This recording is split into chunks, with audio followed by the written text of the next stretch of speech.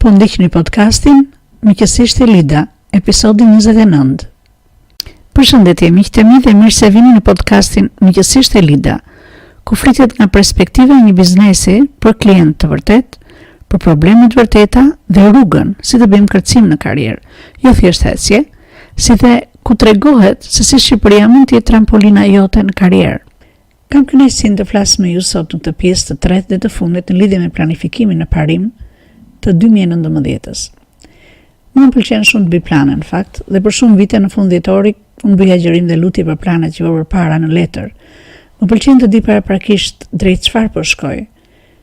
Pse po dal nga shtëpia në mëngjes dhe shpeshherë punoj me orë të gjata, ose pse shpeshherë kur udhtoj dhe lodhem, aq sa kam ngatruar edhe trenat nga lodhja. Por kjo më ka shërbyer shumë në punën dhe në jetën time, sepse ky planifikim bën që të nis vitin me një mirënjohje që sa kisha planifikuar në vitin e kaluar, Zoti ka bërë të mundur dhe unë do të kem nxitjen të dua të punoj më fort, të mësoj më shumë dhe të kem mundësi të ndaj edhe me të tjerës, siç është pjesë e punës edhe ky podcast. Dhe në pjesën e punës sime, harrin të kuptosh nëse ata duan apo nuk duan të planifikojnë në parim. Gjithmonë kam pyetur veten që pse klientët e mi, si pjesë të planifikimit, punojnë më mirë bashk kur dinë se ç'duan të arrijnë për të arritur qëllimet e tyre. Ose a është e vërtetë që duhet jemi të saktë në sa planifikojmë deri në detaje, në hollësi, apo do filluar puna duke menduar perfeksioni nuk ekziston? Ose pse kur detyrat janë të qarta për gjithë secilin, duket sikur punët hecin ndryshe. Keni vënë re disa pronar që urrejnë në fakt të shkojnë në punën që kanë krijuar vetë, kur aty nuk kanë një plan pune të qartë për gjithë secilin. Le të shohim në fakt idetë që kemi ndarë si rrjedh planifikimi për 2019-ën dhe po vazhdoj sot me hapin e fundit në planifikim. Planifikimi zbatues i njëri prej këtyre hapave. Në episodin 27 folëm për planifikimin në parim të vitit dhe kujtoj pikat kryesore ishin përcakto objektivin profesionalisht që do të harish në 2019-ën, si sqarime që ishin artikulo, si do ta kesh vitin që vjen në kujtesë, si do ta kujtosh, ku do të harish, komunikoje te njerëzit që janë të rëndësishëm për ty dhe vepro. Mos rish shumë mbi çfarë ke menduar.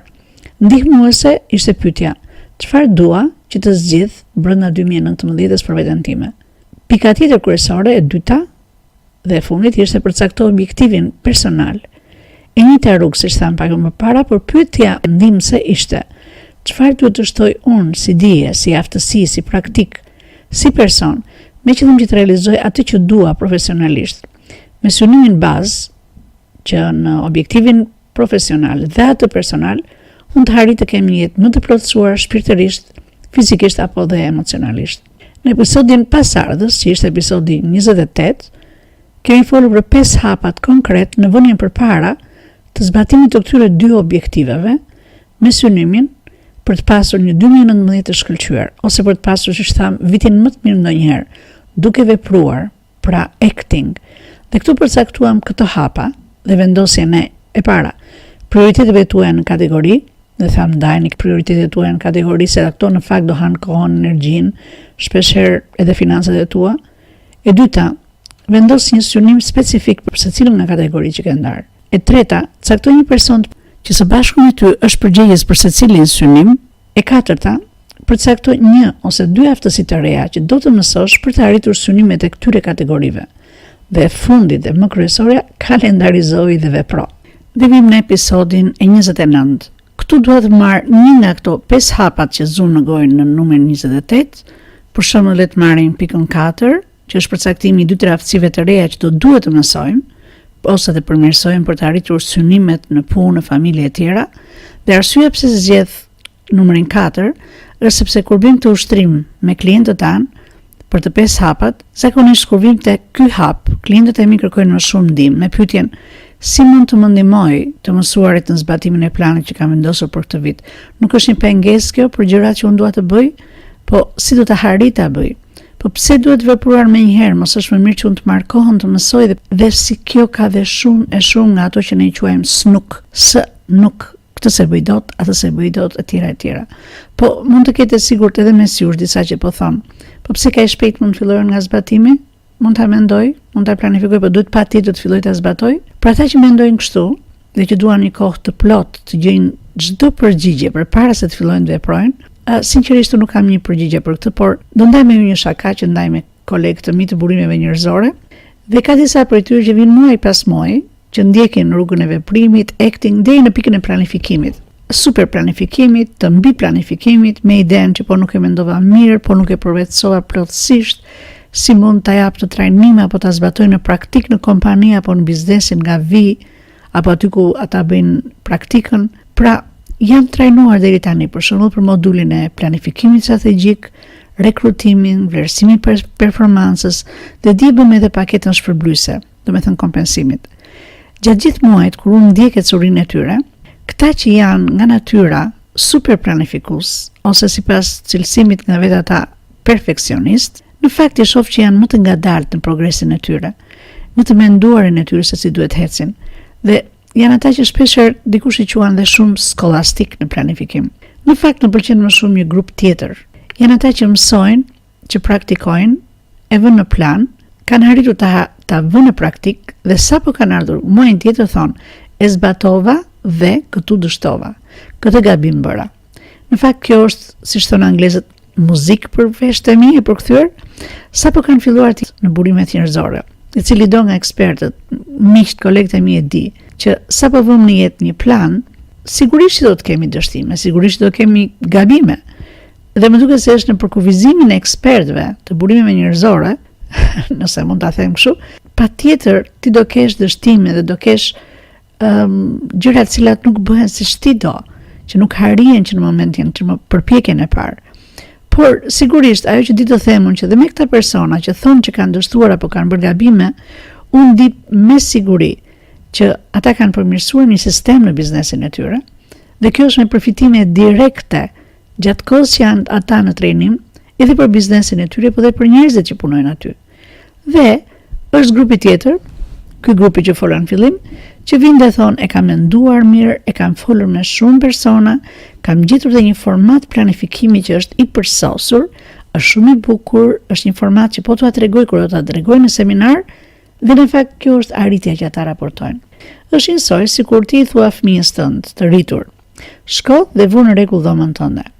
Dhe i thua nuk është problem, besojo, ditë se ta bësh, këtë do ta bësh kështu, këtë kështu, këtë vuri këtu, këto rroba ti që andej. Thjesht duhet vesh ta bësh, i thua djalit apo vajzës, sepse kështu nuk vazhdohet më. Po, thot fëmia aty. Dhe nuk është më i vogël, po goxha e aftë për të arritur të rregulloj dhomën. Dhe shkon, dhe le të themi pas 2 orësh të mira, vjen dhe thot: "Ma, e gjeta shi çfarë plani kam bërë si ta rregulloj dhe pastroj dhomën. Në fillim do bëj këtë, pastaj këtë, pastaj këtë dhe në fund fare do bëj këtë." Dhe ti si një nënë e mirë, me durim i thua: "Okej, biri, shko dhe bëje." Pas një ore tjetër, del fëmia triumfatore të thot: "Okej, tani e kam shumë të qartë se çfarë do të bëj me dhomën." Ti i pyet: "Po prapë, e mbarova rregullimin?" Fëmia: Jo, akoma po e planifikoj." Miq, unë nuk dua të krijoj ca njerëz që bëjnë këtë gjë. Nuk dua të flasim për një planifikim të tillë, përkundrazi. Thjesht programi që unë po ndaj me ju quhet të vepruarit, acting. Pra, le të bëjmë konkret këtë hapin që tham, në të 4. Aty thuhet: cakto 2-3 aftësi që duhet marrësh dhe vepro. Më shumë mbi gjithë këto hapat që po flas, mund shikoni në faqen time amyvisdhemes.com/podcast28. Dhe nëse të themi në planin tënd, në kategorinë e punës, ke vendosur të hapi 4, të kemi në fund të 2019-s punën time në llojin e startup, ku fillimisht të fus vetëm 1 orë të mia dhe kohën, pra le të themi 2 orë çdo mbasdite. Zakonisht, sipas përvojës me klientami, kjo zgjedhje vjen e lidhur me talentin dhe shkollimin e tyre të mirëfill, po dhe me eksperiencën. Zakonisht janë persona të cilët janë tashmë të gjetur në tregun e punës, janë në një punë, kanë shumë kohë që janë aty dhe duan të ecin, duan të kërcejnë në karrierën e tyre, po ndërkohë nuk duan ta humbasin punën që kanë. Ulemi dhe le të bëjmë inventarin, duke u nisur thjesht fare nga 2 platforma në kokën tonë. Ajo reale, ku jam sot, dhe ajo virtuale, ku dua të jem në fund të 2019-s. Pra, fillo të shikosh veten duke bërë atë që po synon, atë që do të bësh. Fillo ta shikosh veten vazhdimisht dhe fillo të marrësh vendime sikur xha e ke bërë këtë, sikur e ke arritur ta bësh këtë gjën. Dhe me që në parim unë nuk mendoj që do të jesh i pari apo e para që po shpik diçka, veçse nëse je lloji Bill Gates me shok, atëre këshilla që unë them është shko futu online dhe bëj një kërkim tregu, një market research për këtë lloj pozicioni, për këtë lloj pune që ti do të krijosh. Dhe gjej një model që të përshtatet më mirë me synimin tënd. Gjej një model të dikujt që e ka tashmë në nivel biznesi, jo në nivel eksperimentimi. Dhe ktheje në modelin tënd. Kur unë do përdor dhe termin fenomeni Manhattan, që miqtë e mi që më njohin dhe klientët që kanë punuar me mua e dinë ç'do të them. Vur standardin sikur këtë do e bëje në Manhattan. Pra mos shiko të bësh siç bëhet si shef rreth rrotull, në modelin tënd të jetë dikush ai që është e qoshja rrugës në lagje.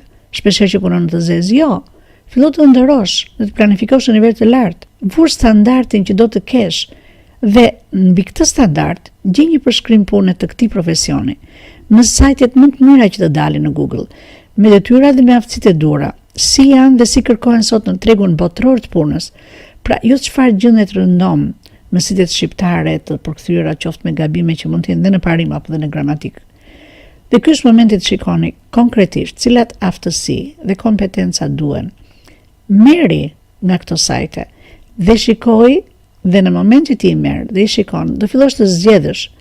Aty mund të jenë shumë, 10, 12 kompetenca apo aftësi që duhen që të zbatohet dhe fillo të zgjedhësh 6-7 të parat. Ju kujtoj një moment që jemi duke bërë një planifikim për zbatimin e njërit prej hapave që kemi përcaktuar tashmë në podcastin 28. Dhe unë shpresoj që këto të keni hedhur në letër dhe të më ndiqni. Pra, le të themi, zgjodhe nga 12, zgjodhe 7. I shkrove. Fillo bëj një vlerësim të 5 kompetencave kryesore të para, duke i vënë një pikëzim për 10 pikësh, kur 10 pikë do të marri ajo kompetencë që ti sot që flasim di si ta përdorësh, dhe 0 kur ti nuk ja ke iden fare, e lexon dhe nuk ke asnjë ide. Që këtu shih ato që kanë marrë as pak pikë ose pak pikë dhe rënditi. Sapo ke përcaktuar 2 deri në 3 aftësitë që duhet të zhvillosh deri në fund viti. Ndaj sipas kohës, në përputhje me objektivin që ke vënë, zgjidh më primaren. Në rastin tonë, le të themi që ti do të krijosh atë startupin që them. Pra, cila nga aftësitë që duhet për të vënë një startup në rrugën e zhvillimit, do duhet ta mirë që në fillim, që duke filluar ta zbatosh, ti do ndihmosh më mirë në planin tënd. Atë vur të parën që duhet të mësosh apo të përmirësosh. Vazhdojmë. Shikojmë cili person mendon e ka këtë aftësi në rrethin ku ti jeton. A është e mundur që këtë person të takosh dhe të kërkosh që të punosh me të, ndofta 1 orë në bazdite, ku ti bën një punë falas dhe ti fillon të mësosh pikërisht të aftësinë që të duhet? Nëse jo, a ka diçka online? Shif së pari çdo gjë, shif kualifikimet pa pagesa. Shif projekte që mund të jenë në Shqipëri ose online, ku mund gjesh trajnime falas, planifiko oraret, lidhu me këta persona, po kërko 10 e më shumë që të lidhesh me një. E them të sepse shpeshherë klientët mi ndihen personalisht të fyer kur dikush si shqiptari kulluar i shef si konkurrent që kur vjen aty dhe kërkojnë të mësojnë, akoma pa hyrë në tregë dhe u mbyllin derën në fytyrë. Është okay, kërko për dikë tjetër. Në këtë mënyrë në fakt, sapo ke filluar të shohësh tregun ku do futesh duke mësuar dhe më e rëndësishmja, po punon drejt realizimit të çfarë ke vendosur të bësh. Ky është vepruarit miq. Nëse do të bësh të rrugë edhe për hapat e tjerë me pak durim, do kesh në dorë vetëm mundësinë konkrete të realizosh idenë tënde, për shembull tham atë të krijimit startupit, por ndërkohë do jesh duke hyrë dhe në treg drejt për drejt dhe je duke kontrolluar nëse kjo ideja jote është pikërisht ajo që duhet apo duhet rregulluar gjatë rrugës. Duke ndjekur sa më lart, uroj të keni mbajtur shënimet e duhura dhe të vepronim pa bërë super planifikime e super kalkulime. Kujtoni atë shembullin e rregullimit të dhomës me fëmijën, a? Nëse ju ka pëlqyer ky podcast miq, do doja të dija mendimet tuaja. Ju lutem shkruani. Dhe nëse doni të dëgjoni, ju lutem bëni subscribe, regjistrim në YouTube apo në iTunes te podcasti Miqësisht e Lida, që të njoftoni sa po dalin episodet e ardhshme. Do kem disa intervista me disa super planifikues dhe zbatues, në fakt, persona në treg shumë të suksesshëm, që do ndajmë në si e dalin në këtë tregun tonë shpeshherë të çoroditur, po dhe një vend ku mund quhet shumë mirë platformë kërcimi në karrierë. Kaq nga unë.